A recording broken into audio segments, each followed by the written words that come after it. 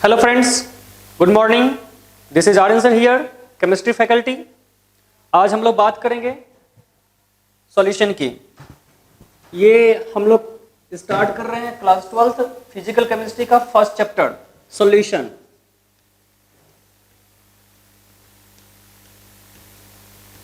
थोड़ा सॉल्यूशन की बातें कर लें। सॉल्यूशन में हमें पढ़ना क्या क्या है, सबसे पहले ये देख लेते हैं। तो इसको डिवाइड कर रहे हैं दो भाग में, आप लोग साथ में लिखते चलें। एक बेसिक्स पढ़ना है हमें, और हमें एक पढ़ना है कॉलिगेटिव प्रॉपर्टीज।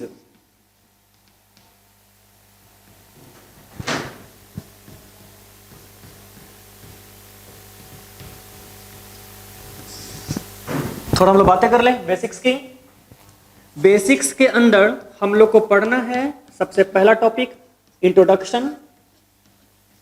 इसके अंदर पढ़ेंगे सॉल्यूशन क्या क्या होता है, इसके टाइप्स वगैरह, और इसके बाद हमें पढ़ना है कंसंट्रेशन टर्म्स।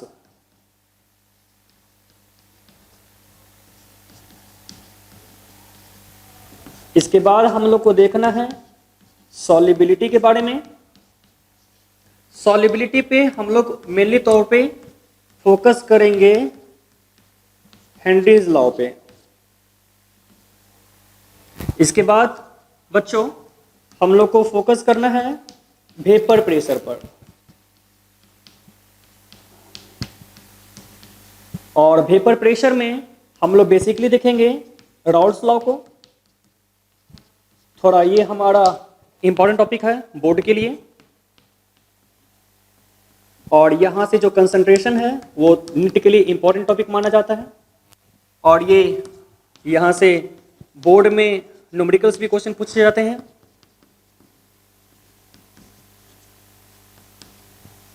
इसके बाद हम लोग बात करते हैं वेपर प्रेशर के बाद में ideal and non ideal solution के बारे में। ये हमारा बेसिक्स खत्म हो गया। कॉलिगेटिव प्रॉपर्टीज की बातें करें तो कॉलिगेटिव प्रॉपर्टीज में हम लोग चार टॉपिक को पढ़ेंगे। ये चार तरह का होता है। कॉलिगेटिव प्रॉपर्टीज क्या होता है और इसके इस्तेमाल कैसे किए जाते हैं, ये हम लोग पढ़ेंगे इस टॉपिक के अंदर। सबसे पहले भी हम लोग सॉल्यूशन का इंट्रो कर रहे हैं। इसके अंदर हम लोग को पढ़ना है relative loading in vapour pressure.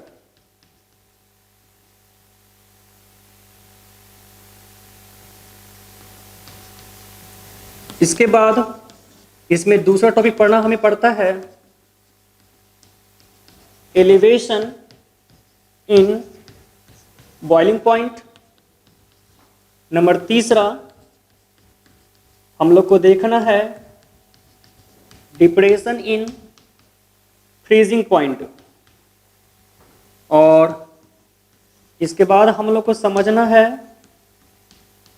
Osmotic pressure के बारे में। ये बॉइलिंग पॉइंट है और ये हमारा फ्रीजिंग पॉइंट है।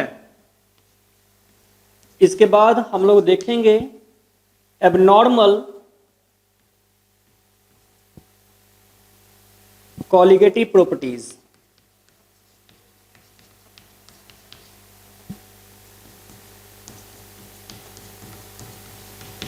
ये टॉपिक बच्चा थोड़ा आईआईटी के लिए इंपॉर्टेंट आ जाता है, और जेमेंस भी से अच्छा खासा क्वेश्चन पूछता है। ये हमारा जेमेंस के लिए काफ़ी इंपॉर्टेंट है। इस टॉपिक से जेमेंस एक क्वेश्चन श्योर, और इस टॉपिक से जेमेंस ना के बराबर क्वेश्चन पूछता है, और ये थोड़ा इंपॉर्टेंट है आईआईटी के लिए। एबनॉर्मल कॉलिगेटिव प्रॉपर्टीज की बात कर लें, ये सब कॉलिगेटिव प्रॉपर्टीज के अंदर आते हैं। सबसे पहले हम लोग ये समझते हैं कि कॉलिगेटिव प्रॉपर्टीज होता क्या है। तो कॉलिगेटिव प्रॉपर्टीज सॉल्यूशन की प्रॉपर्टी है। तो भाई कैसी प्रॉपर्टी है? तो सॉल्यूशन की ऐसी प्रॉपर्टीज जो कि सॉल्यूशन में मौजूद नंबर ऑफ पार्टिकल्स पे डिपेंड करे।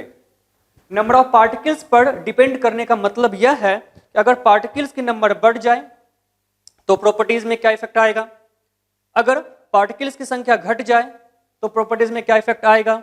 इसे हम लोग बोलते हैं कॉलिगेटिव प्रॉपर्टीज। अब ये हमारे पास कहने के लिए एक छोटा सा बात है, इसको देखते हैं थोड़ा सा। एलिवेशन इन बॉइलिंग पॉइंट, या elevation in boiling point colligative properties के अंदर आता है। इसका अगर हिंदी करें, एलिवेशन मतलब क्या? इंक्रीज करना बॉइलिंग पॉइंट, यानी कि बॉइलिंग पॉइंट में इंक्रीमेंट। तो थोड़ा सा मतलब समझते हैं कि बच्चों हम लोग दो एग्जाम्पल लेते हैं। एक एग्जाम्पल इसमें हम लोगों ने एक ग्लास डिस्टिल्ड वाटर लिया, और दूसरा हमने क्या किया, एक गिलास हमने डिस्टिल्ड वाटर लिया, दूसरे एग्जाम्पल में उसमें हमने 1 चम्मच नमक डाल दिया। अब हम लोग दोनों को बॉयल कर रहे हैं।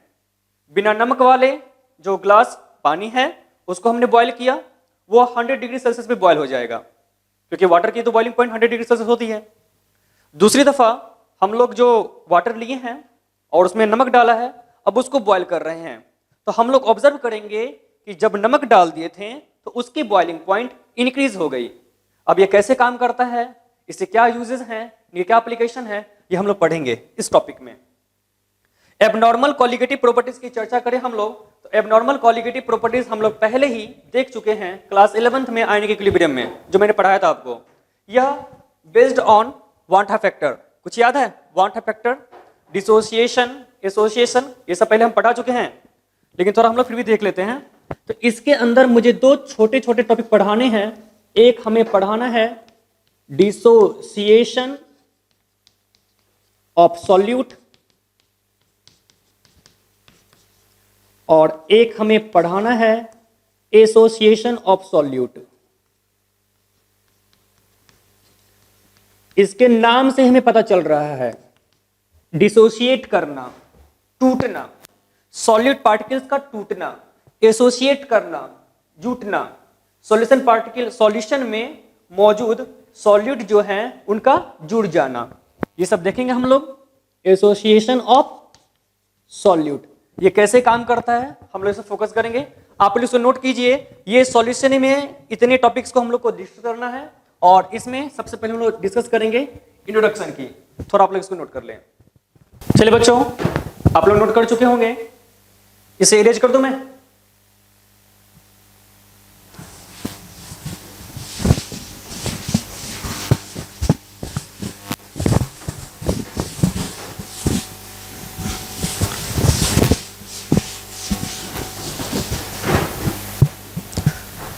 अब हम लोग बातें करते हैं थोड़ी सी, इसका फर्स्ट टॉपिक इंट्रोडक्शन की बातें करेंगे हम लोग। अभी मैं पढ़ा रहा हूं बेसिक्स, और बेसिक्स के अंदर हम लोग बात करेंगे इंट्रोडक्शन की।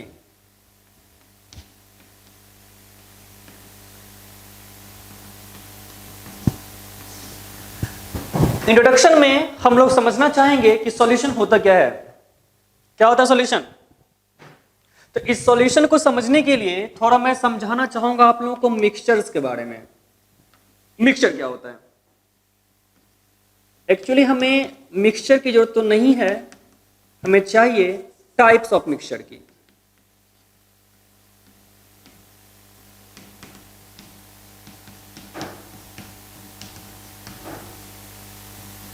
हम बात करते हैं टाइप्स ऑफ मिक्सचर की। सर मिक्सचर क्या होता है बताइए।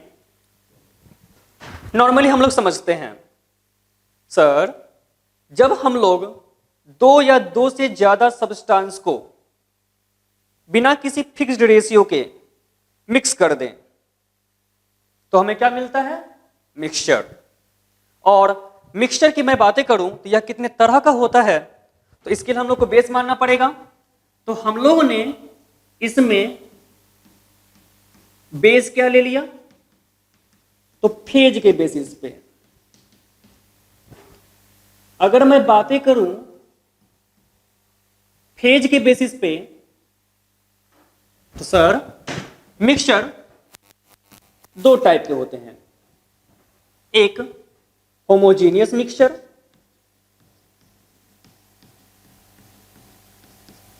और एक हमारा आएगा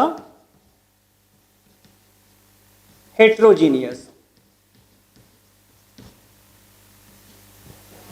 नाम से हम लोग समझ सकते हैं, ये होमो,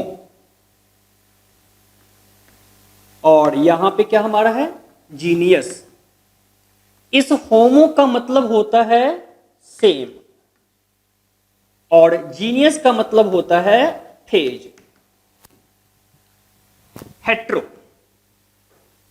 इस हेट्रो का मतलब हुआ डिफरेंट और इस जीनियस वर्ड का मतलब हुआ फेज। तो इसका मतलब हम लोग समझ सकते हैं कि वैसा मिक्सचर जिसमें कि सारा का सारा जो वहां पे भी पार्ट्स हैं उनकी फेज कैसी होनी चाहिए, इक्वल होनी चाहिए। एग्जाम्पल्स, थोड़ा मैं इसका एग्जाम्पल समझने की कोशिश करता हूं। एग्जाम्पल के लिए थोड़ा शराब की बातें करते हैं।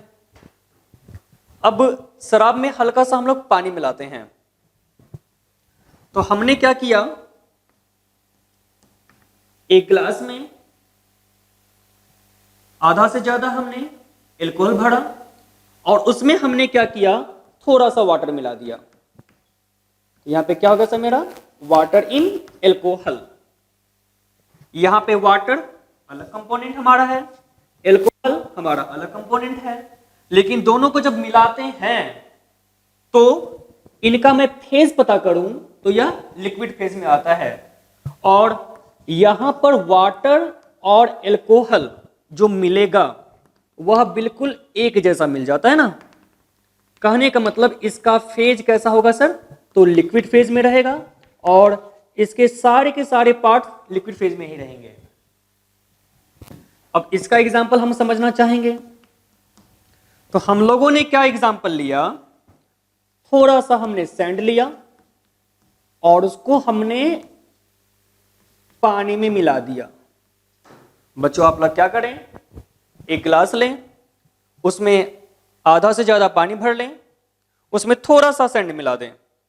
अब उनकी थोड़ा सा ऑब्जर्वेशन करते हैं, तो हम लोग क्या देखते हैं, ये तो पानी है बट यहां पेंदी में थोड़ा सा सैंड बैठ जाएगा, यानी कि यह इसमें डिसॉल्व नहीं हो पाएगा।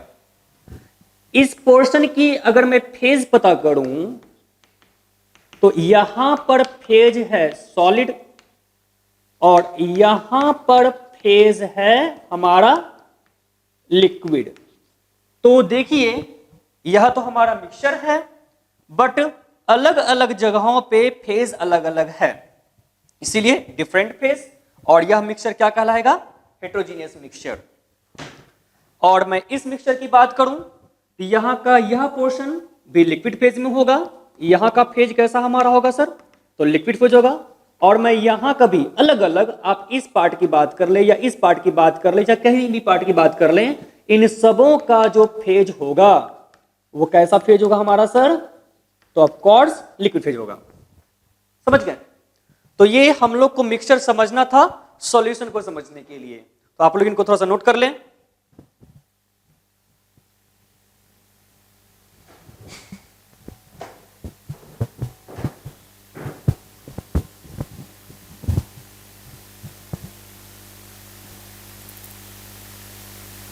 तो अब तक हम लोग समझे क्या, मिक्सचर के टाइप्स के बारे में समझे। अगर बांटना है मिक्सचर को, हम लोगों ने बेस क्या लिया, फेज लिया sir. On the basis of phase mixture को हम लोगों ने दो भाग में डिवाइड किया, एक होमोजीनियस मिक्सचर, एक हमारा हेट्रोजीनियस मिक्सचर। होमो मतलब सेम, जीनियस मतलब फेज, सेम फेज वाला मिक्सचर होमोजीनियस मिक्सचर कहलाएगा। हेट्रोजीनियस, हेट्रो मतलब डिफरेंट, जीनियस मतलब फेज, डिफरेंट फेज वाला मिक्सचर। एग्जाम्पल के लिए वाटर इन एल्कोहल, एग्जाम्पल के लिए सैंड इन वाटर। ये हम लोग समझ गए हैं। तो ऐसा मिक्सचर जहां पर सारा का सारा पार्ट जो होगा वह इक्वल फेज में आ जाए उसे बोलते हैं होमोजीनियस। और ऐसा मिक्सचर जहां पर अलग अलग पार्ट की बात मैं कर लूं, अलग अलग जगहों पे फेज अगर मुझे डिफरेंट नजर आता है उसे हम लोग हेट्रोजीनियस मिक्सचर बोलते हैं। ये हम लोग पढ़े क्यों, ये मैं पढ़ाया आपको सॉल्यूशन को समझाने के लिए। तो हम लोग थोड़ा समझते हैं सॉल्यूशन को। इसे इरेज कर दूं मैं, थोड़ा हाथ चला के नोट कीजिए। Okay,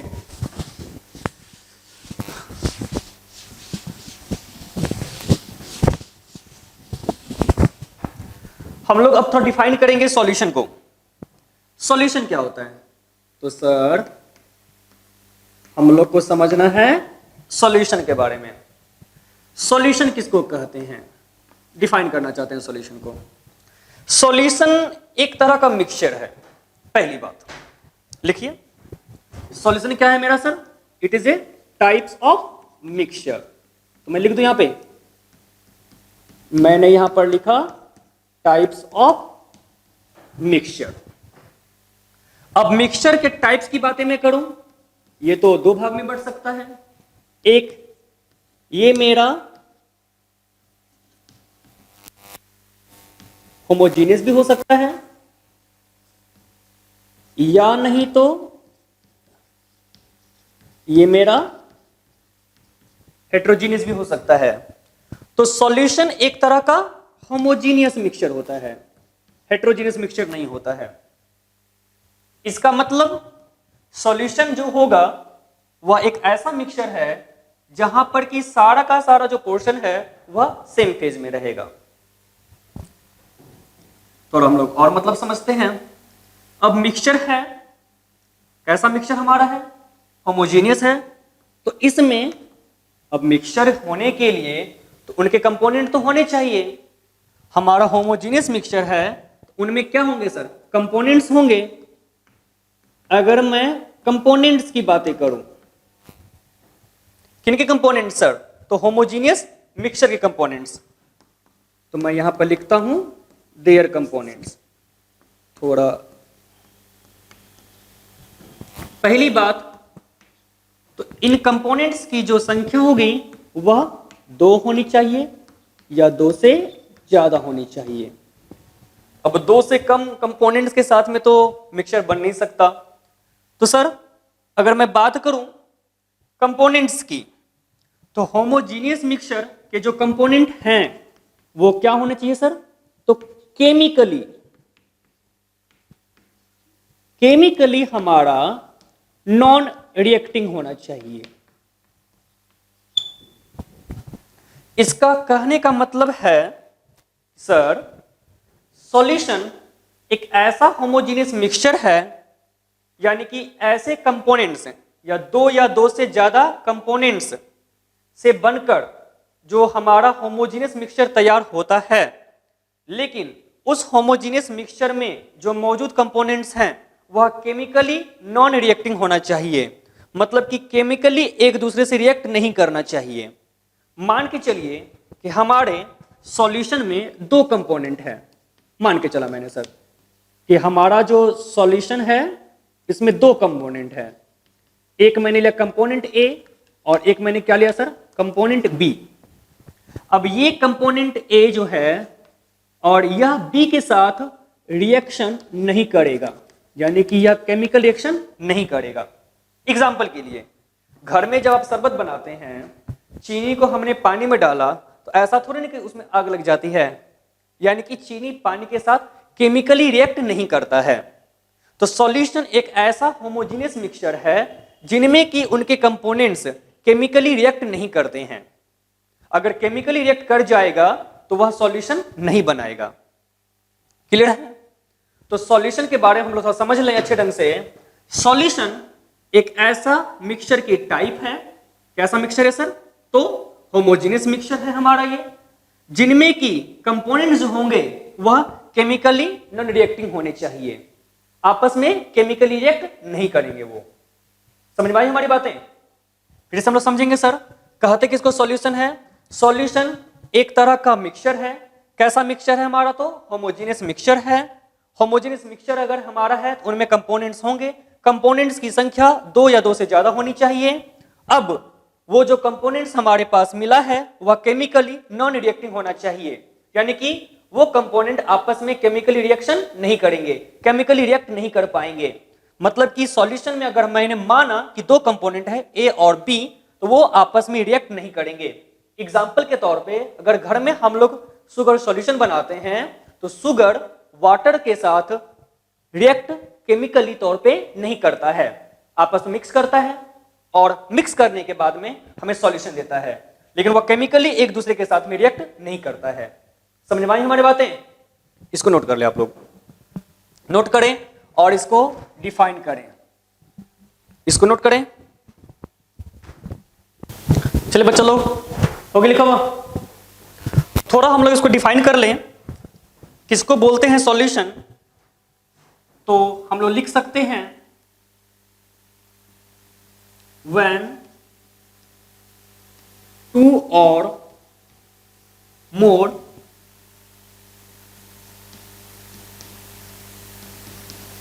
chemically non reactive substance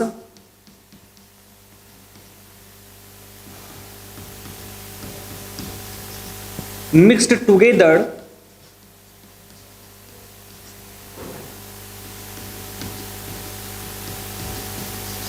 forming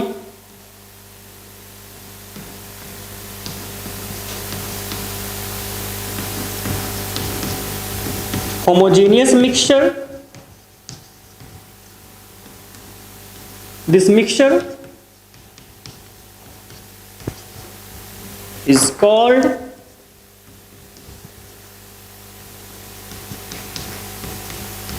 solution. इसी चीज को मैंने डिफाइन कर दिया, इसको मैंने एडजस्ट कर लिया। सॉल्यूशन की मैंने डिफिनेशन लिखाया आपको कि जब दो या दो से ज्यादा केमिकली नॉन रिएक्टिव सब्सटेंस आपस में मिक्स होते हैं तो होमोजीनियस मिक्सचर बनाते हैं, और यही होमोजीनियस मिक्सचर क्या कहलाते हैं सर? तो सॉल्यूशन कहलाते हैं। बातें हमारी समझ में आ रही है? किसको बोलेंगे सॉल्यूशन? जब दो या दो से ज्यादा केमिकली नॉन रिएक्टिव सब्सटेंस आपस में मिक्स करते हैं तो वह बनाते हैं होमोजेनियस मिक्सचर, और इसी मिक्सचर को हम लोग क्या बोलते हैं? तो सॉल्यूशन बोलते हैं। इसे नोट कर ले आप लोग। चलिए इसे रेज कर दूं मैं।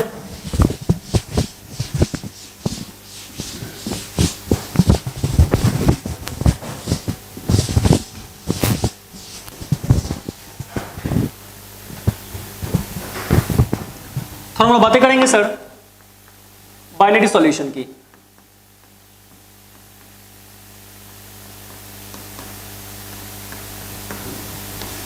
देखिए पहली बात, हम लोग सॉल्यूशन पढ़ने जा रहे हैं। सॉल्यूशन कैसा सॉल्यूशन सर? तो एक्चुअली हम लोग पढ़ते हैं लिक्विड सॉल्यूशन। अब लिक्विड सॉल्यूशन और सॉल्यूशन में क्या डिफरेंस है हम लोग बात करेंगे थोड़ी देर के बाद में। बाइनरी सॉल्यूशन का मतलब क्या है? मैं बात कर रहा हूं बाइनरी वर्ड की। इस बाइनरी वर्ड को अगर गौर से देखा जाए तो यहां पर हम लोग इसके दो पार्ट्स को देखते हैं। एक बाय, इस बाय का मतलब क्या हुआ सर? टू, और एक हमारे पास क्या है सर? नड़ी, मतलब क्या? कंपोनेंट्स। बाइनरी सॉल्यूशन का मतलब क्या हुआ सर? टू कंपोनेंट्स वाला सॉल्यूशन।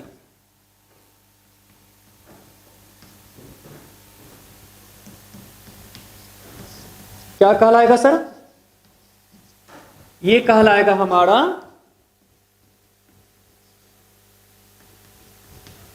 Binary solution. समझ गए? तो इसको हम लोग डिफाइन करें। इसको कैसे डिफाइन करेंगे sir? If number of components are 2 in solution,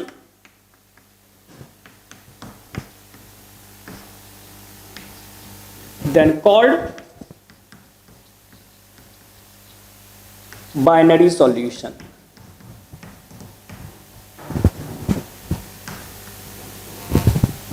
बातें मेरी समझ में आ गई सर? मतलब कि हम लोगों के सिलेबस में ऐसे सॉल्यूशन की चर्चा करनी है जिसमें कि उसके नंबर ऑफ कंपोनेंट्स 2 होने चाहिए। अब वो 2 कंपोनेंट्स कौन कौन से होंगे थोड़ा हम लोग इसको समझते हैं।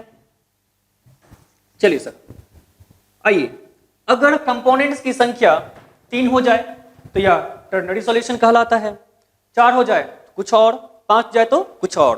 लेकिन हम लोग को क्या करना है सर? बाइनरी सॉल्यूशन की बातें करनी है, यानी कि ऐसे सॉल्यूशन की चर्चा करनी है हमें जिसमें नंबर ऑफ कंपोनेंट्स 2 होने चाहिए।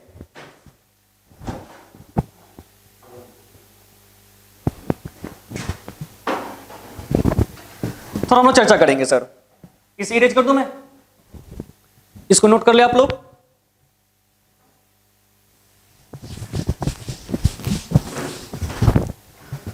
हम लोग बातें करेंगे बाइनरी सॉल्यूशन की। आइए, in case of binary solution हम चर्चा करने जा रहे हैं बाइनरी सॉल्यूशन। तो बाइनरी सॉल्यूशन में एक बात तो साफ है कि इसमें जो नंबर ऑफ कंपोनेंट्स हैं वह कितना है, तो 2 है। अब 2 कंपोनेंट कौन कौन से हो सकते हैं मैं तो ये जानना चाहता हूं। तो हमने देखा इसका फर्स्ट कंपोनेंट, बाइनरी सॉल्यूशन में एक कंपोनेंट जो होता है वह होता है घुलने वाला, और एक जो सेकंड कंपोनेंट हमारा है वो कैसा होता है सर, घुलाने वाला। थोड़ा हम लोग इसका मतलब समझते हैं। एक हमारा कहलाता है सॉल्यूशन में 2 कंपोनेंट्स होंगे। एग्जाम्पल के लिए शुगर सॉल्यूशन की बात करते हैं। शुगर और वाटर मिल करके हमें देता है शुगर सॉल्यूशन। इसमें शुगर डिसॉल्व होता है यानी कि घुलता है, और वाटर शुगर को अपने में डिसॉल्व करता है यानी कि घुलाता है। जो घुला उसे हमने क्या बोला, डिस्पर्स्ड फेज। हमने इसे क्या बोला, डिस्पर्स्ड फेज।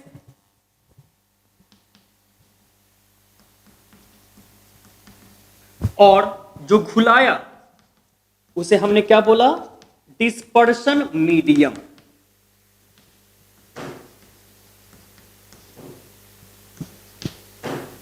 थोड़ा हम लोग मतलब समझते हैं। डिस्पर्स्ड फेज कहने का मतलब है घुलने वाला, सॉल्यूशन का वह कंपोनेंट जो कि डिसॉल्व होता है। थोड़ा हम लोग इसका डिफिनेशन लिख लें।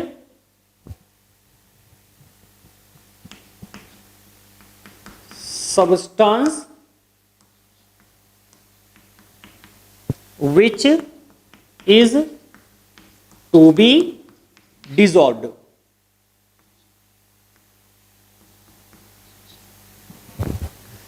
बाइनरी सॉल्यूशन का वह कंपोनेंट जो कि घुलने वाला हो यानी कि जो घुलता हो उसे डिस्पर्स्ड फेज बोलते हैं। इसी को मैंने इंग्लिश में लिखा कि वह सब्सटेंस जो कि डिसॉल्व हो उसे डिस्पर्स्ड फेज बोलेंगे। और डिस्पर्शन मीडियम जो घुलाए, किसको घुलाएगा, तो डिस्पर्स्ड फेज को घुलाएगा अपने में। डिस्पर्शन मीडियम की बात कर रहे हैं हम लोग, तो इसकी मैं बातें करूं।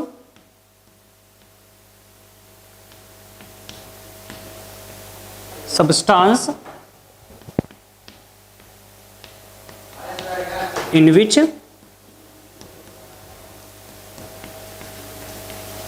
Dispersed phase is dispersed।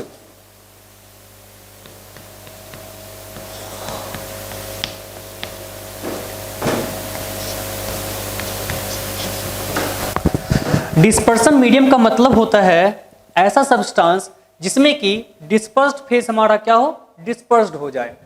कहने का मतलब इसमें जो घुलने वाला सब्सटेंस है वह डिस्पर्सन मीडियम अपने में डिसॉल्व करवा लेता है। इसकी अमाउंट जनरली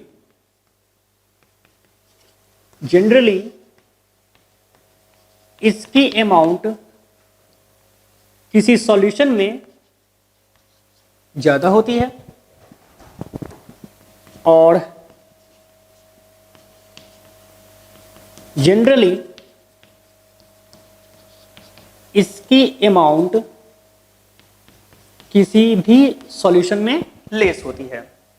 यानी कि हम लोग कह सकते हैं बाइनरी सॉल्यूशन का वह कंपोनेंट जिसकी अमाउंट कम हो उसे डिस्पर्स्ड फेज बोलेंगे, और इसे हम लोग बोलते हैं आल्सो कॉल्ड सॉल्यूट, और हम लोग इसी को तो समझते हैं सर, सॉल्यूट को। और जिसके अमाउंट ज्यादा हो इसे हम लोग क्या बोलेंगे सर, ऑल्सो कॉल्ड सॉल्वेंट। बातें मेरी समझ में आ रही है? तो फाइनली हम लोग को यहां से समझ में आता है बाइनरी सॉल्यूशन के केस में इसमें दो कंपोनेंट्स होते हैं। पहला कंपोनेंट जो डिसॉल्व होता है, दूसरा कंपोनेंट जो डिसॉल्व करवाता है, इसे डिस्पर्स्ड फेज बोलते हैं, और जो डिसॉल्व करवाता है उसे डिस्पर्सन मीडियम बोलते हैं। डिस्पर्स्ड फेज की अमाउंट जनरली कम होती है, इसीलिए इसे सॉल्यूट भी कहते हैं, और डिस्पर्सन मीडियम की अमाउंट ज्यादा होती है, इसीलिए इसे सॉल्वेंट भी कहा जाता है। बातें मेरी समझ में आ रही है? तो फाइनली हम लोग यहां से समझते क्या है, यहां पर से हम लोग को समझ में आता है कि सॉल्यूशन, बाइनरी सॉल्यूशन की मैं बात करूं अगर, तो यहां पर मैं लिख दूं बाइनरी सॉल्यूशन। तो इस बाइनरी सॉल्यूशन का मतलब होगा इसमें दो कंपोनेंट होंगे, एक कंपोनेंट सॉल्यूट कहलाएगा और एक कंपोनेंट हमारा सॉल्वेंट कहलाएगा। इसमें जनरली सॉल्यूट की अमाउंट कम होगी और सॉल्वेंट की अमाउंट ज्यादा होगी। यह डिसॉल्व होगा या डिसॉल्व करवाएगा। बात मेरी समझ में आ गई है? यहां तक आप लोग नोट कर लें, इसे हाथ चला के नोट करें।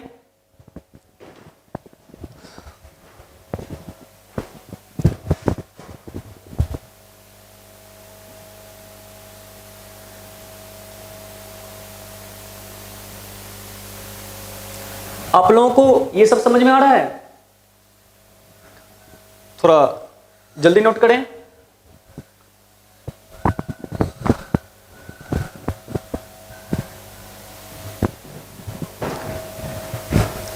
आप लोग घबराए नहीं, जो सिलेबस है उसे हम लोग अच्छे ढंग से कवर करेंगे, और जो चैप्टर अभी पढ़ाई हो रही है उसे आप लोग अच्छे ढंग से पढ़ाई करें और इसे क्लास ही माने और क्लास हिस्सा से ट्रीट करें।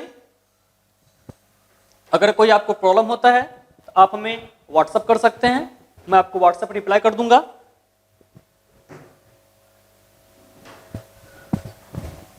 इरेज कर दूं इसे मैं?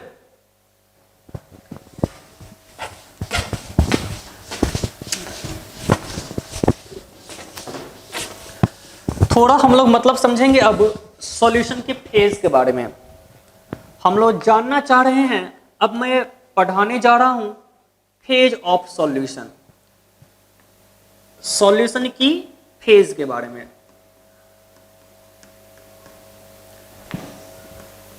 इस टॉपिक का एक सिंपल सा ट्रिक है।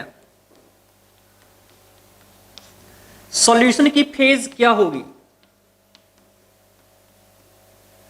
फेज ऑफ सॉल्यूशन हमेशा सॉल्वेंट के फेज पर डिपेंड करता है। हम लोग कह सकते हैं जो सॉल्वेंट का फेज होगा वही सॉल्यूशन का फेज होगा। इसको समझने के लिए हम लोग एक एग्जांपल लेते हैं। हमने बात किया शुगर सॉल्यूशन की। हमने बात किसका किया सर? शुगर सॉल्यूशन का। शुगर सॉल्यूशन जो होगा वह शुगर और वाटर का मिक्सचर होगा। अगर मैं शुगर सॉल्यूशन यानी कि जो शरबत की मैं बात कर रहा हूं, इसकी फेज अगर मैं जानना चाहूं तो हम लोग को पता है सर कि यह लिक्विड फेज में होता है। यहां पर वाटर की फेज जो है वह भी क्या है सर? तो लिक्विड है। और ये शुगर की जो फेज होती है, अभी इसे मैंने मिलाया नहीं, शुगर हमारा अलग है, वाटर हमारा अलग है। मैंने दोनों को मिक्स कर दिया, हमें मिल गया शुगर सॉल्यूशन। जो शरबत मुझे मिला यानी शुगर सॉल्यूशन, इसके फेज क्या है? हमारे पास लिक्विड है। यहां पर शुगर का फेज हम लोग देखें तो सॉलिड फेज में है। यहां पर हम लोग देखते क्या है सर कि शुगर सॉल्यूशन का जो फेज है और वाटर का जो फेज है वह दोनों क्या है सर? तो यह हमारा है इक्वल। या क्या है सर, इक्वल। तो मतलब साफ है सर, यहां पर जो हमारा वाटर होगा वह हमारा क्या होगा सर, सॉल्वेंट होगा। और यह तो सॉल्यूशन है, बाइनरी सॉल्यूशन हमारा है, दो कंपोनेंट यहां पे अवेलेबल हैं। अगर एक कंपोनेंट सॉल्वेंट है तो हम लोग डेफिनेटली कह सकते हैं कि सर ये मेरा क्या होगा, सॉल्यूट होगा। तो सॉल्यूट है तो इसकी अमाउंट क्या होगी सर, लेस ली जाएगी, और इसकी जो अमाउंट होगी वह क्या ली जाएगी सर, ज्यादा ली जाएगी। कोई दिक्कत? यहां तक नोट कर ले सर, ये सब आसान टॉपिक है, इसे नोट कर लें।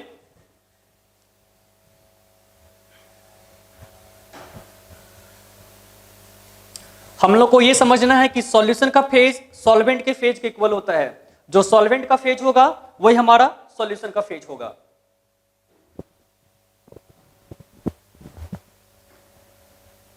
इसे इरेज कर दूं मैं?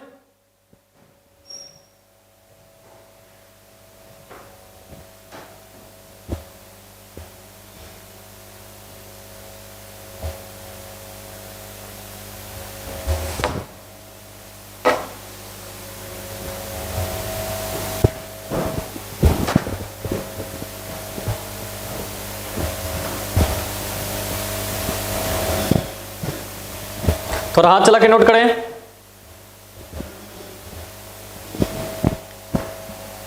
आप लोग इसका नोट्स बना लें और इस नोट्स को आप हमें व्हाट्सएप कर दें।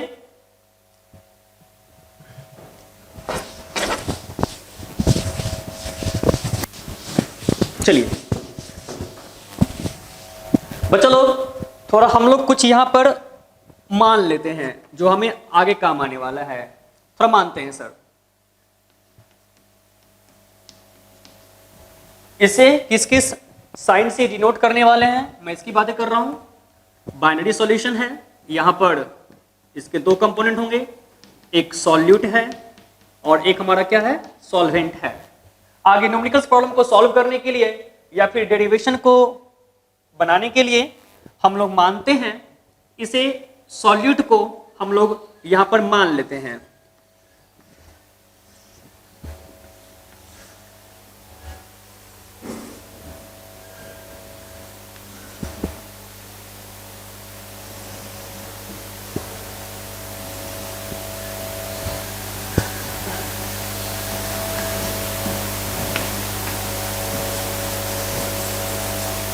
इसे हम लोग ए से डिनोट करेंगे, इसे हम लोग बी से डिनोट कर लेते हैं, ज्यादा बढ़िया है।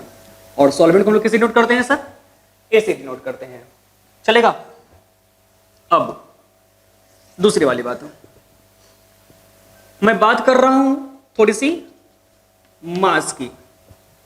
सॉल्यूट का जो गिवन मास होगा, ये मास मेरा कैसा है, तो गिवन मास है, इसे हम लोग डब्ल्यू बी से डिनोट करेंगे, और सॉल्वेंट का मास को हम लोग डब्ल्यू ए से डिनोट करेंगे।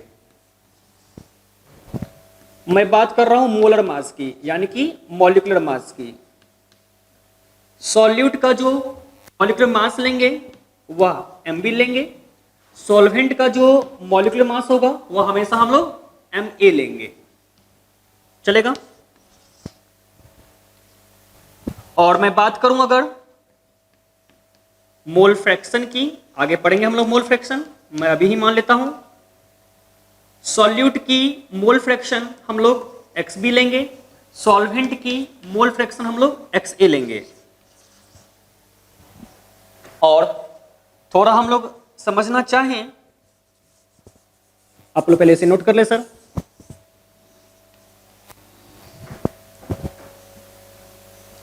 थोड़ा मोल भी इसमें जोड़ लेते हैं, ज्यादा अच्छा रहेगा। सॉल्यूट का मोल हम लोग हमेशा NB लेंगे, बी मैंने माना तो सबके लिए बी लेंगे हम लोग। सॉल्वेंट के लिए हम लोग इसका मोल Na लेंगे। ये आगे काम पड़ने वाला है, हमने यहां पे मान लिया। इसे नोट करें, नोट कर लिया आप लोगों ने सर। बच्चा लोग, थोड़ा हम लोग बात करेंगे अब टाइप्स ऑफ सॉल्यूशन की।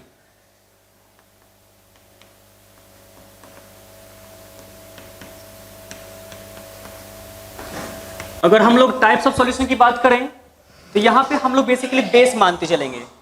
सबसे पहला हम लोगों ने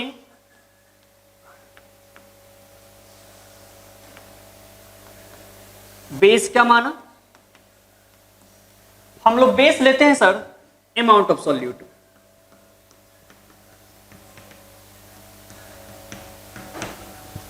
सॉल्यूट के अमाउंट के बेसिस पे सॉल्यूशन को हम लोग दो भाग में बांटते हैं। कितने भाग में बांटते हैं sir? It can be divided by two parts.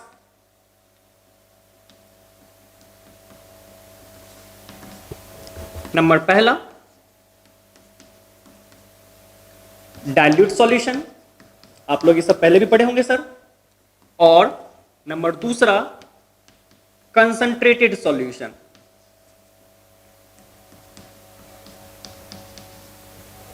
थोड़ा हम लोग मतलब समझते हैं सर। नंबर पहला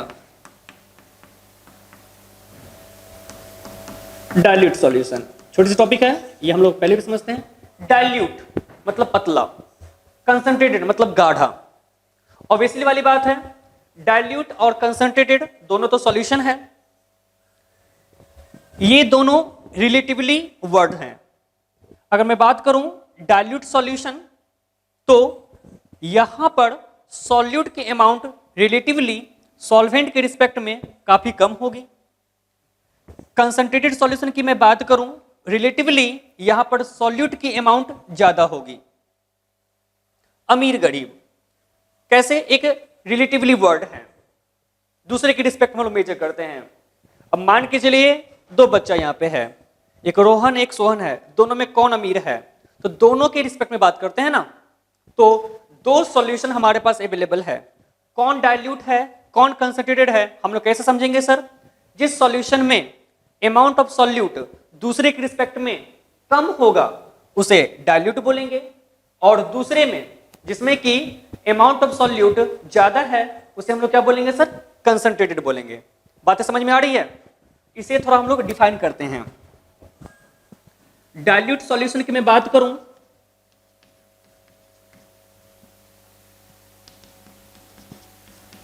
a solution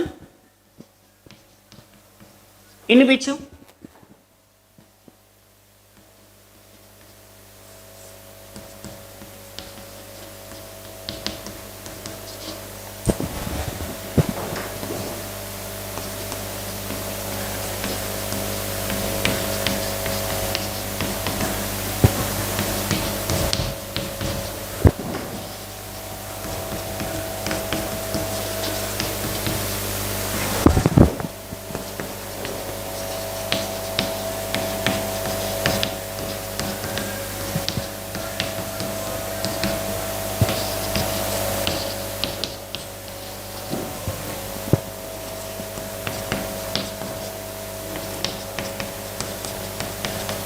जो बातें मैंने कही वही बातें मैंने लिखी सर। सॉल्यूशन जिसमें कि relatively small amount of solute dissolve होगा लार्ज अमाउंट ऑफ सॉल्वेंट में, उसे हम लोग क्या बोलेंगे? Dilute solution. उसी तरीके से नंबर दूसरा अगर मैं बात करूं कंसंट्रेटेड सॉल्यूशन की, आप लोग इसे खुद से डिफाइन कर लें। इसका डिफरेंस हम लोग क्या लिखेंगे सर? इसमें रिलेटिवली सॉल्यूट की अमाउंट क्या होगी? ज्यादा होगी। यहां पे हम लोग लिख ले sir, A solution in which relatively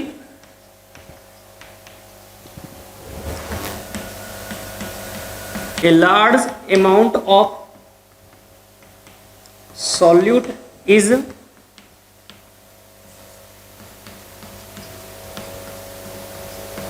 present is called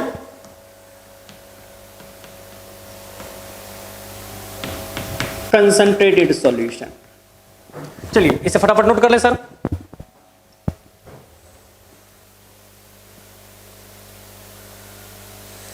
इसे नोट कर लें। देखिए जब हम लोग आगे पढ़ेंगे सॉल्युबिलिटी, तो वहां पर हम लोग समझेंगे सैचुरेटेड अनसैचुरेटेड और सुपर सैचुरेटेड सॉल्यूशन के बारे में। यह भी हमारे अमाउंट के ऑफ सॉल्यूट के केस में ही आते हैं, लेकिन वहां पर हम लोग पढ़ेंगे सर। कहां पे पढ़ेंगे हम लोग सर? तो पढ़ेंगे सॉल्युबिलिटी केस में। सॉल्युबिलिटी के केस में भी अमाउंट ऑफ सॉल्यूट के बेसिस पे हम लोग सॉल्यूशन को 3 भाग में डिवाइड करते हैं सर। एक होता है सैचुरेटेड, एक होता है अनसैचुरेटेड, और एक क्या होता है मेरा? Super saturated solution. इसे इरेज कर दूं मैं?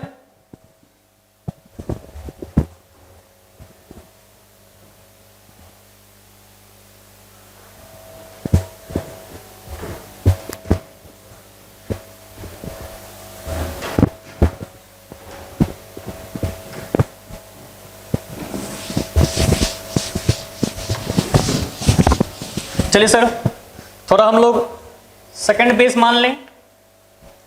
हम लोग अब बेस क्या ले रहे हैं सर? हम लोग बेस रहे हैं अब फेज। इसे मैं ज्यादा डीपली नहीं पढ़ाऊंगा, इसे मैं समझा दूंगा आपको। तो फेज ऑफ सॉल्यूशन, हालांकि हम लोग पहले ही बात कर चुके हैं सर कि सॉल्यूशन का फेज किस बात पे डिपेंड करता है? तो सॉल्वेंट के फेज पर। सॉल्वेंट का जो फेज होगा वही हमारा सॉल्यूशन का फेज होगा। तो यहां पर इसे हम लोग 3 भाग में डिवाइड करते हैं सर। 3 types of solution. तो यहां पर हम लोग बातें करते हैं थोड़ी सी, कौन कौन सा सर? तो नंबर पहला, अगर सॉल्यूशन की मैं बातें करता हूं, सॉल्यूशन के फेज की बातें करता हूं, एक हमारा क्या आएगा? अगर सॉल्यूशन की फेज, पहला नंबर, इफ मैं P यहां पे फेज लिखा, ऐसे लिख देता हूं मैं sir, if phase of solution मेरा क्या हो जाए सर? सॉलिड, देन कॉल्ड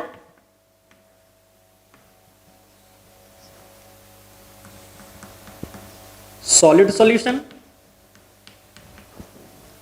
इसी तरीके से नंबर दूसरा, इफ फेज ऑफ सॉल्यूशन मेरा क्या हो जाए सर? लिक्विड हो जाए, तो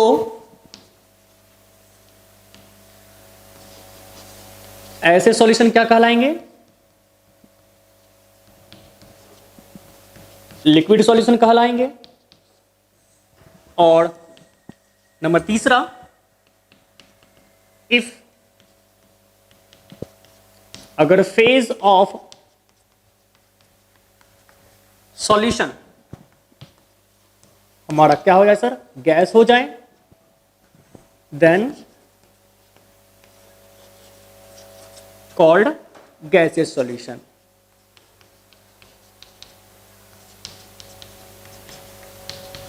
और हम लोग पहले ही सर चैप्टर हेडिंग क्या मारे हैं सर? Liquid solution. यानी कि हम लोगों को बेसिकली तौर पे कैसा सॉल्यूशन पढ़ना है जिसका फेज हमारा क्या हो? लिक्विड। यानी बेसिकली तौर पे हम लोगों को यहां पर 2 बातें समझ में आनी चाहिए। हम लोग ऐसा सॉल्यूशन पढ़ने वाले हैं, ये जो क्लास 12th में हम लोग को फिजिकल केमिस्ट्री में जो सॉल्यूशन चैप्टर पढ़ना है, उसे हमें 2 बात को समझ में आना चाहिए। 2 बात को हम लोग समझेंगे। पहली बात, हम लोग सिर्फ और सिर्फ ऐसे ही सॉल्यूशन की चर्चा करेंगे जिसका फेज हमारा क्या होगा? लिक्विड होगा। यानी कि सॉल्वेंट हमारा कौन सा फेज में होगा? लिक्विड होगा सर। और दूसरी वाली बात, उस सॉल्यूशन में जो नंबर ऑफ कंपोनेंट्स होंगे वो कितने होने चाहिए? 2। मतलब बाइनरी सॉल्यूशन के बारे में हम लोग स्टडी करेंगे। बात समझ में आ रही है सर? इसे नोट कर ले आप लोग।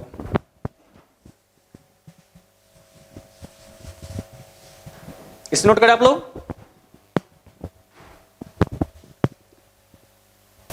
इस तरीके से हमारा टॉपिक 1 खत्म हो गया।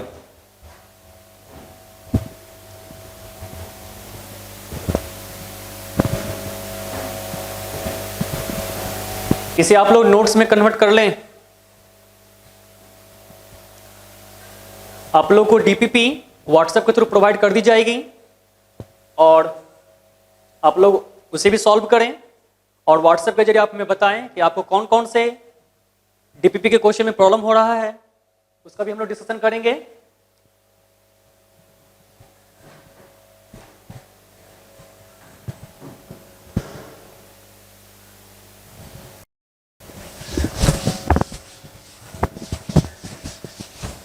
बच्चा लोग थोड़ा हम लोग देखते हैं कंसंट्रेशन टर्म्स। टॉपिक 1 तो हमारा खत्म हो गया। टॉपिक 2 हम लोग को देखना है कंसंट्रेशन के बारे में, थोड़ा सा हम लोग और पढ़ेंगे। कंसंट्रेशन, ये जो बेसिक का पहला टॉपिक था इंट्रोडक्शन, हम लोगों ने खत्म कर लिया। अब बातें करते हैं कंसंट्रेशन की। कंसंट्रेशन क्या होता है? देखिए सर, बेसिकली तौर पे अगर हम लोग कंसंट्रेशन को समझा जाए, कंसंट्रेटेड, अभी थोड़ा देर पहले हम लोगों ने पढ़ा कंसंट्रेटेड सॉल्यूशन। देखिए सॉल्यूशन की बात करें हम लोग तो यहां पर इसके 2 कंपोनेंट है, एक हमारा सॉल्यूट है, एक हमारा सॉल्वेंट है।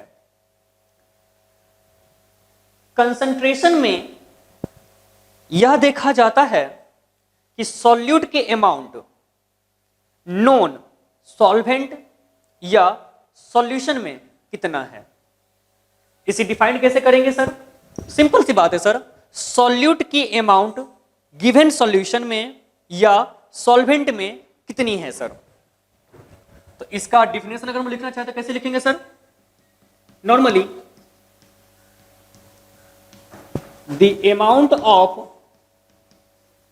Solute present in known amount of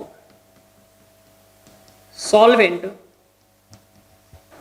or solution are called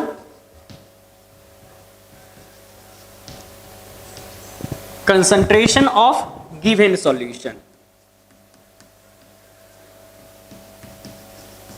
बातें समझ आ रही है आप लोगों को? सिंपल मतलब समझना है सर, सॉल्यूट के अमाउंट सॉल्यूशन में कितना है। सॉल्यूट की अमाउंट जो सॉल्यूशन में अवेलेबल होती है उसे हम लोग क्या बोलते हैं? कंसंट्रेशन। और कंसंट्रेशन को रिप्रेजेंट करने के लिए कई सारे मेथड्स होते हैं और हम लोग को बेसिकली तौर पे वही मेथड्स पढ़ना है। क्या पढ़ना है हम लोग को सर? हम लोग को बेसिकली पढ़ना है methods of expressing concentration terms। हम लोग थोड़ा इसका डिस्कशन करेंगे। ये हेडिंग मार ले आप लोग सर।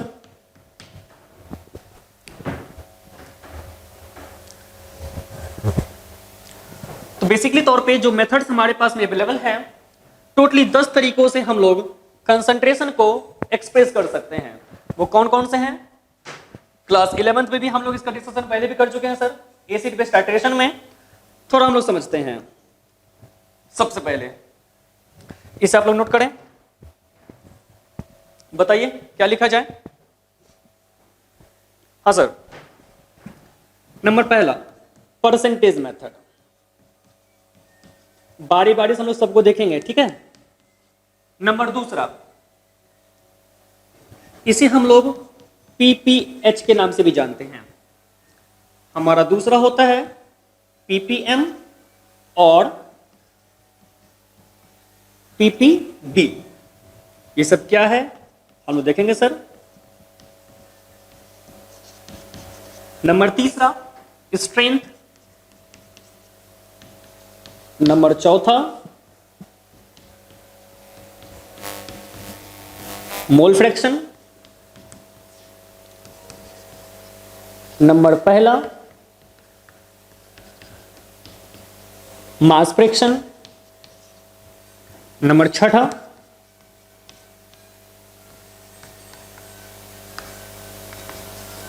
मोलरिटी, मैं यहां पे लिख रहा हूं।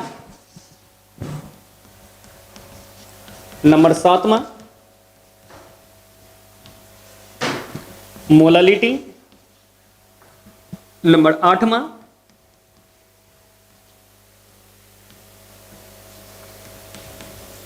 नॉर्मेलिटी।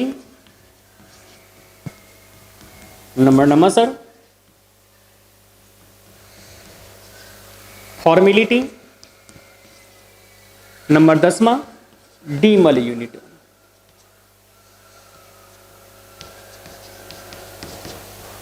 इन सबको हम लोग बारी बारी से समझेंगे। ये सब के सब कंसंट्रेशन को रिप्रेजेंट करने का तरीका है, और ये थोड़ा इंपॉर्टेंट है सर, न्यूमेरिकल्स भी आते हैं बोर्ड में, नेट के लिए भी इंपॉर्टेंट है।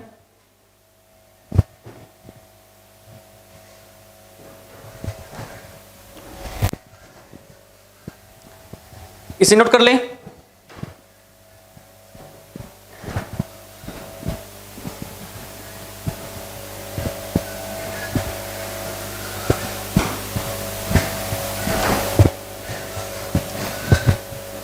हम लोग समझते हैं सर कंसंट्रेशन को, हम लोग समझ भी चुके हैं sir.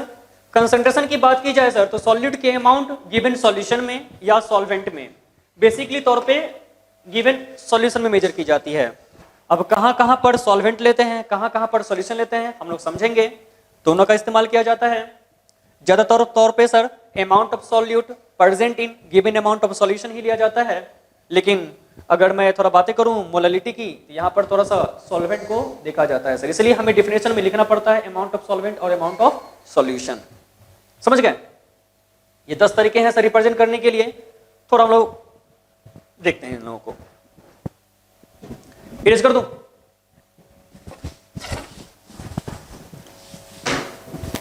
I think liquid solution का मतलब आप लोग को अब समझ में आ रहा होगा क्यों मैंने चैप्टर की हेडिंग मारी थी लिक्विड सॉल्यूशन। इसी फटाफट नोट करें। बात करेंगे सबसे पहला मेथड परसेंटेज मेथड की। इसे मैं लिख देता हूं परसेंटेज कंसंट्रेशन। तो डिफाइन करते हैं। परसेंटेज मतलब क्या? 100। हमारे पास क्या है सर? तो सॉल्यूशन है। क्या होता है सॉल्यूशन सर? 2 कंपोनेंट होंगे। बाइनरी सॉल्यूशन हमने ले लिया है सर, सॉल्यूट और सॉल्वेंट। सॉल्यूट की अमाउंट सॉल्यूशन के कितना पार्ट सर? 100 पार्ट्स। परसेंटेज मतलब क्या होता है सर? 100। 100 पार्ट्स सॉल्यूशन में सॉल्यूट की अमाउंट कितनी है, इससे हम लोग मेजर करते हैं परसेंटेज कंसंट्रेशन। तो इसे हम लोग डिफाइन कैसे करेंगे सर? हम लोग यहां पे लिख सकते हैं sir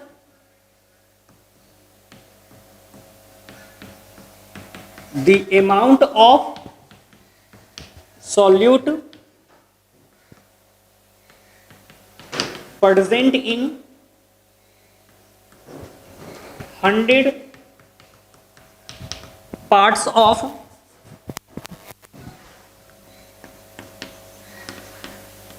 solution or called percentage concentration।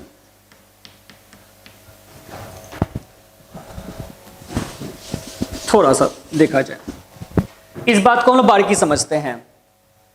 Amount of solute present in 100 parts of solution, मतलब कि हम लोग इसे कह सकते हैं सर 100 पार्ट्स ऑफ सॉल्यूशन में सॉल्यूट की अमाउंट कितनी है। तो यहां पर हमारे पास एक ट्रिक मिलता है। क्या मिलता है सर? परसेंटेज कंसंट्रेशन को निकालना है।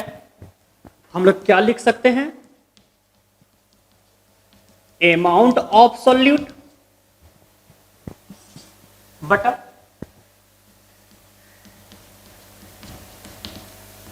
Amount of solution. कितने पार्ट में सर? तो 100 पार्ट में। किससे मल्टीप्लाई करेंगे? 100 से। इसे हम लोग पीपीएच भी कहते हैं, ऑल्सो कॉल्ड पीपीएच। क्यों भाई बोलते हैं पी? पी मतलब क्या सर? पार्ट्स। ये पी किसके लिए सर? पर। एच मतलब क्या सर? 100। ये 100 को रिप्रेजेंट कर रहा है सर। सॉल्यूट की अमाउंट 100 पार्ट्स ऑफ सॉल्यूशन में, ये हमारा क्या कहलाएगा? Percentage concentration. बातें मेरी समझ में आ रही है? तो तो इस परसेंटेज कंसंट्रेशन को हम लोग क्या कह सकते हैं, पीपीएचबी। इस तरीके से आप चाहें तो इस फॉर्मूले को ऐसे भी लिख सकते हैं sir, PPH is equal to amount of solute divided amount of solution into 100। आप लोग इसको ऐसे भी लिख सकते हैं सर,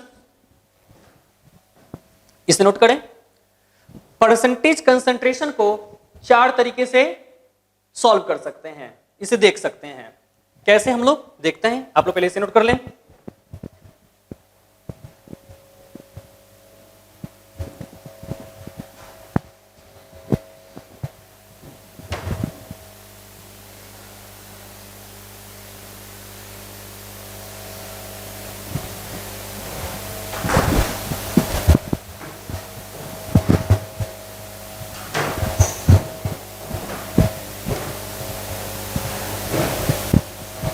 ये आप लोगों को समझ में आ रही है?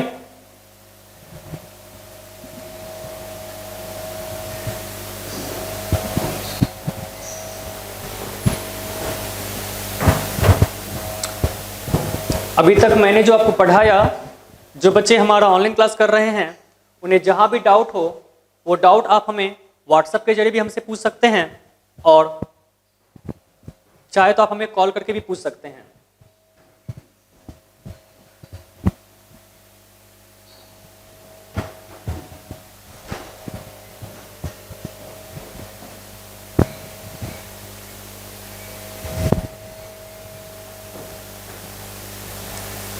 इरेज कर दूं? कर ही देते हैं।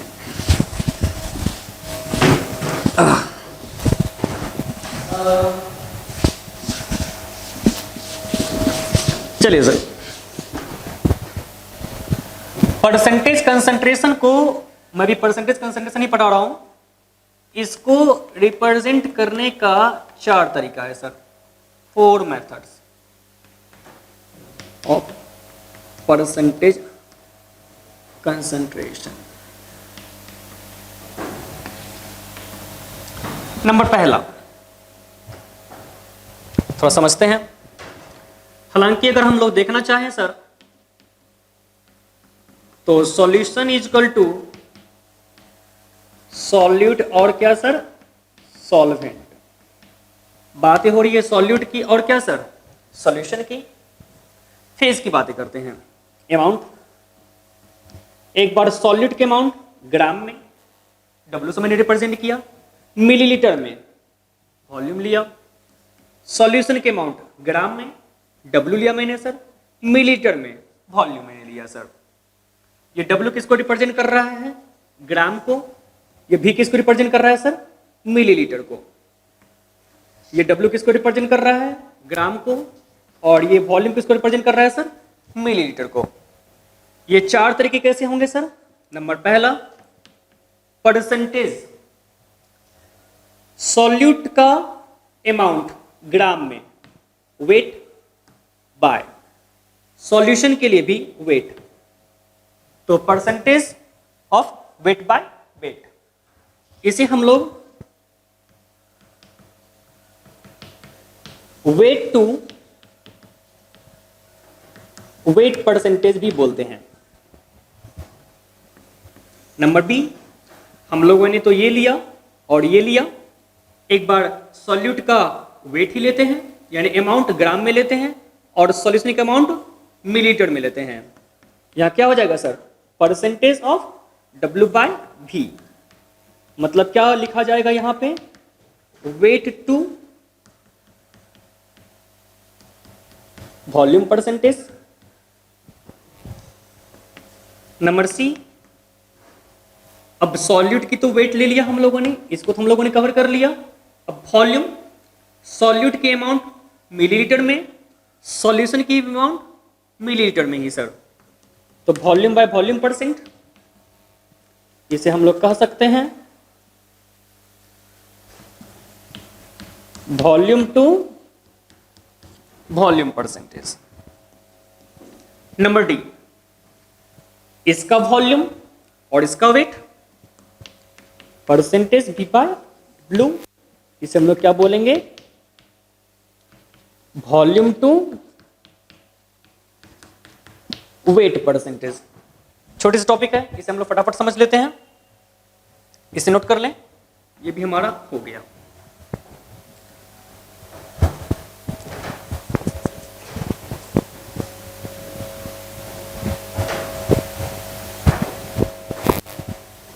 इसे नोट करें।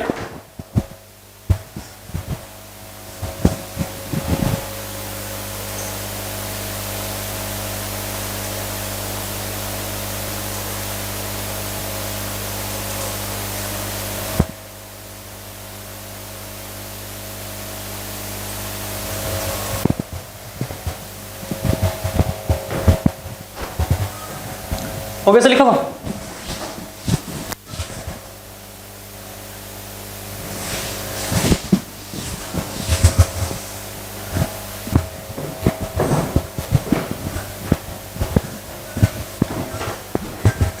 चलिए सर, थोड़ा बारी बारी से लिखते चलते हैं और समझते चलते हैं।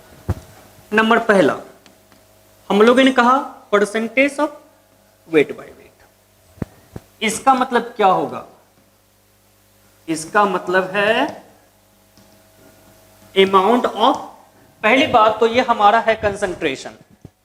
ये जो हम लोग परसेंटेज वेट बाय वेट लिए, परसेंटेज कंसंट्रेशन है, परसेंटेज कंसंट्रेशन है, कहने का मतलब कंसंट्रेशन मुझे निकालना है। कंसंट्रेशन मतलब क्या? Amount of solute bye amount of solution. ये जो पहला W रिप्रेजेंट कर रहा है सॉल्यूट के अमाउंट को, दूसरा किसकी अमाउंट रिप्रेजेंट कर रहा है? सॉल्यूशन की। वेट मतलब क्या सर? ग्राम। तो अमाउंट ऑफ सॉल्यूट इन ग्राम, और ये अमाउंट ऑफ सॉल्यूशन भी इन ग्राम, इनटू क्या लिखेंगे सर? 100। ये हमारा क्या हो गया? Percentage of weight by weight, यानी कि वेट टू वेट कंसंट्रेशन। हम लोग थोड़ा और समझते हैं, एग्जाम्पल के तरीके से समझते हैं हम लोग हैं सर। हमने लिया एक एग्जाम्पल, हमने लिखा 10% weight by weight Na2CO3 solution. इसका मतलब क्या हुआ? इसका मतलब समझना चाहते हैं हम लोग sir. It means 10% weight by weight Na2CO3 का मतलब है, मैं थोड़ा समझना चाहूंगा सर कि Na2CO3 सॉल्यूशन ये क्या हमारा है सर, तो इसे समझना चाहेंगे। Na2CO3 सॉल्यूशन है, बेचारा सॉल्यूशन है, इसमें सॉल्यूट भी होगा और इसमें सॉल्वेंट भी होगा। यहां पर सॉल्यूट का रोल कौन प्ले कर रहा है? तो Na2CO3 क्यों कर रहा है, समझ लेंगे हम लोग सर। दूसरी बात, यहां पर सॉल्वेंट का रोल कौन प्ले कर रहा है? तो वाटर।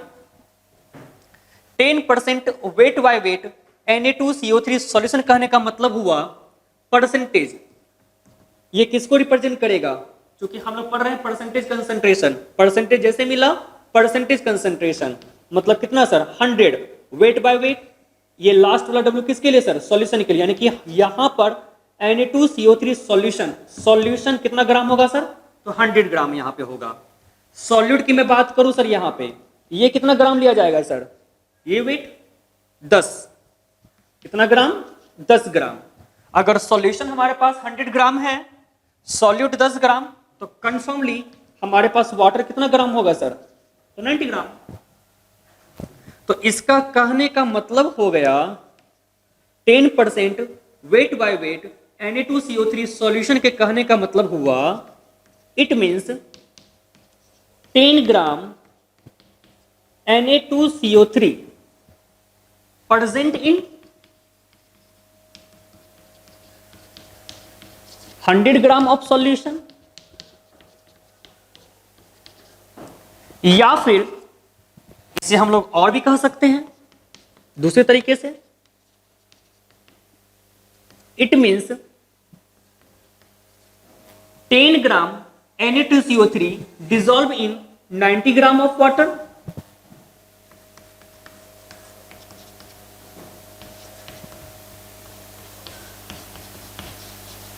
डिजॉल्व इन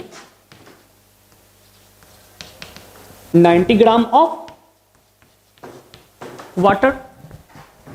चलिए इसे नोट कर ले। इस तरीके से आप बाकी के 3 को रिप्रेजेंट कीजिए।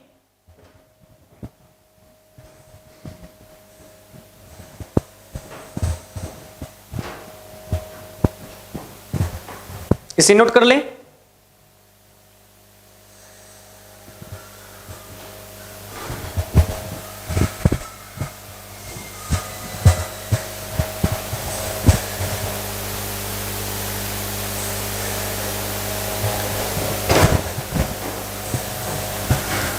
नंबर दूसरा मैं यहीं पे कर देता हूं, परसेंटेज वेट बाय वॉल्यूम के कहने का मतलब क्या है। अमाउंट ऑफ, यहां पे पहला W सॉल्यूट के लिए, ये भी सॉल्यूशन के लिए। तो यहां पर ये W किसके लिए सर? ग्राम के लिए। ये वाला भी किसके लिए सर? इन मिलीलीटर। परसेंटेज है तो 100 तो यहां पे होगा ही होगा। और एग्जांपल समझना चाहें तो यहां पे मैं क्या लिखूंगा सर? 10% वेट बाय भी वॉल्यूम Na2CO3 सॉल्यूशन। यहां पर अगर मैं थोड़ा सा चर्चा करना चाहूं सर, समझ लेते हैं। तो हम लोग कहेंगे परसेंटेज है भैया, तो यहां पर 100 तो लेना ही पड़ेगा। यहां भी है ना, ये वाला सॉल्यूट के लिए, ये वाला सॉल्यूशन के लिए। तो सॉल्यूशन किस में होगा? तो मिलीलीटर में। और सॉल्यूट किस में मेरा होगा सर? ग्राम में। सॉल्यूट की अमाउंट क्या? तो यहां पर दी गई है। कितना हम लेंगे सर? तो 10 ग्राम। 10% W बाय भी Na2CO3 सॉल्यूशन का मतलब हो गया, हम यहां पे क्या लिखेंगे sir? It means 10 gram Na2CO3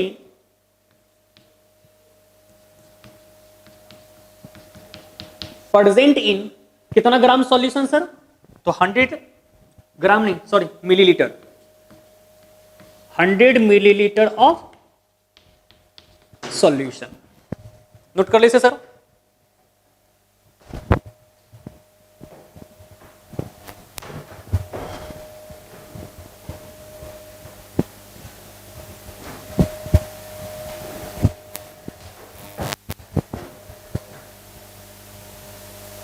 इसे नोट करें।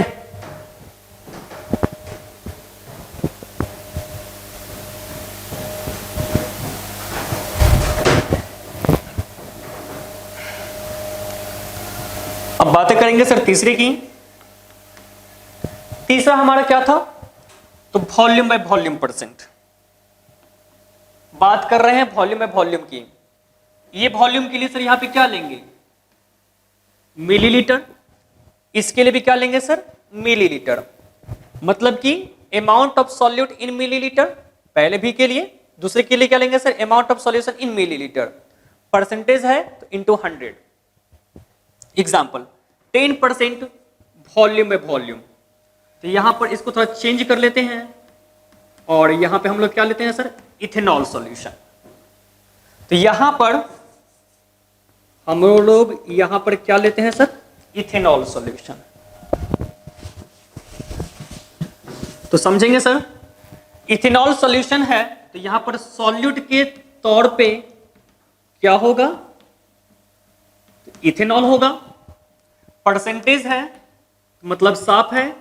इसकी अमाउंट कितनी होगी सर? 100। सॉल्यूशन किस में? भी दिया हुआ है। तो यहां पे हम लोग क्या लेंगे? मिलीलीटर। और ये 10 किसके लिए सर? तो सॉल्यूट के लिए 10 लेंगे। पहला भी मतलब क्या? मिलीलीटर। चलेगा? It means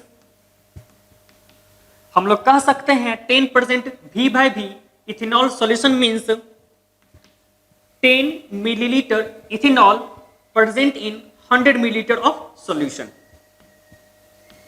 10 millilitre of ethanol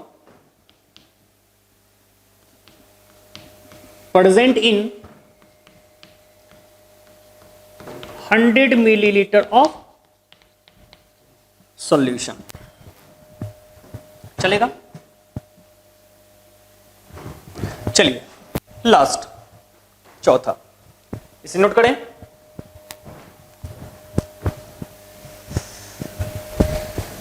थक गए हैं क्या आप लोग? छुट्टी कर देंगे? लास्ट वाले को पढ़ लेते हैं। इसे नोट करें फटाफट। थोड़ा पढ़ाई लिखाई पे ध्यान दें सर, अभी भी आईटी की प्यास अधूरी है, निट की भी।